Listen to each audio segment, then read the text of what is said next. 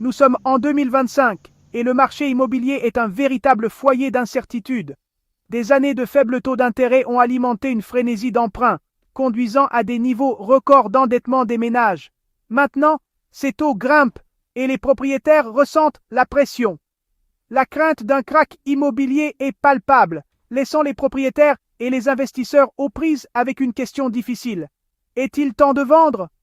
S'ajoute à l'anxiété le spectre d'un ralentissement économique. L'inflation, bien qu'elle montre des signes d'apaisement, continue de ronger le pouvoir d'achat. La sécurité d'emploi est une préoccupation croissante pour beaucoup, notamment face au risque d'automatisation et de délocalisation.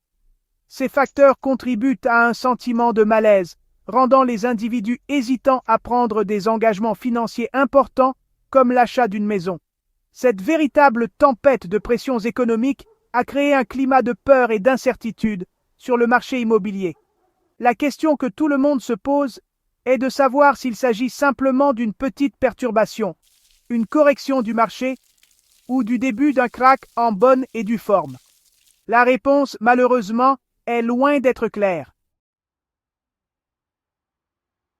Pour comprendre l'état actuel du marché immobilier, il est essentiel de se pencher sur les chiffres. Les ventes ont considérablement ralenti, certaines régions enregistrant des baisses à 2 chiffres par rapport à la même période l'an dernier. Ce ralentissement est en partie dû à la hausse des taux d'intérêt, qui a rendu les prêts hypothécaires moins abordables pour de nombreux acheteurs potentiels. À cette pression s'ajoute la diminution des stocks de maisons disponibles à la vente. Les propriétaires, hésitant à vendre dans un marché potentiellement en déclin, conservent leurs biens. Cette offre limitée, conjuguée à la baisse de la demande de la part d'acheteurs prudents, a créé une impasse sur le marché. Les prix, sans encore s'effondrer, ont commencé à stagner dans de nombreuses régions, et certains experts prédisent une tendance à la baisse dans les mois à venir. Cette combinaison de facteurs brosse le tableau d'un marché en pleine mutation. L'exubérance des années précédentes, caractérisée par des guerres d'enchères et des prix flambants, a cédé la place à une atmosphère plus prudente, voire craintive. Acheteurs et vendeurs évaluent soigneusement leurs options, attendant de voir quelle direction prendra le marché.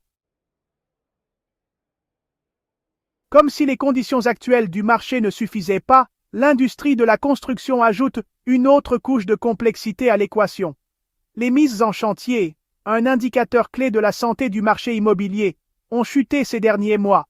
Ce ralentissement est attribué à plusieurs facteurs, notamment la hausse du coût des matériaux, les pénuries de main-d'œuvre et des perspectives économiques plus incertaines. Le déclin de la nouvelle construction est particulièrement préoccupant, car il exacerbe la pénurie de logements existantes dans de nombreuses régions. Avec moins de nouvelles maisons construites, l'offre de logements disponibles restera limitée, ce qui pourrait exercer une pression à la hausse sur les prix, même si la demande faiblit. Cette situation crée un dilemme pour les décideurs politiques, qui doivent trouver un équilibre entre le besoin de logements abordables et les risques de surstimuler l'industrie de la construction et de potentiellement gonfler une bulle. Le ralentissement de la construction ajoute un autre élément d'incertitude à l'équation immobilière déjà complexe. Il reste à voir comment ce facteur évoluera dans les mois et les années à venir, et s'il contribuera à une correction du marché plus sévère ou à une période prolongée de stagnation. Les taux d'intérêt, un facteur clé du marché immobilier, sont actuellement au centre du débat. Après des années de taux historiquement bas, les banques centrales du monde entier augmentent les coûts d'emprunt pour lutter contre l'inflation. Bien que cela puisse contribuer à refroidir l'économie, cela rend également les prêts hypothécaires plus chers, excluant potentiellement de nombreux acheteurs potentiels. Cette hausse des taux d'intérêt représente une arme à double tranchant pour le marché immobilier. D'une part, elle pourrait freiner la demande et contribuer à stabiliser les prix, empêchant une bulle spéculative. D'autre part, elle pourrait également rendre l'accession à la propriété moins accessible pour beaucoup, entraînant potentiellement une baisse de la demande et une chute des prix.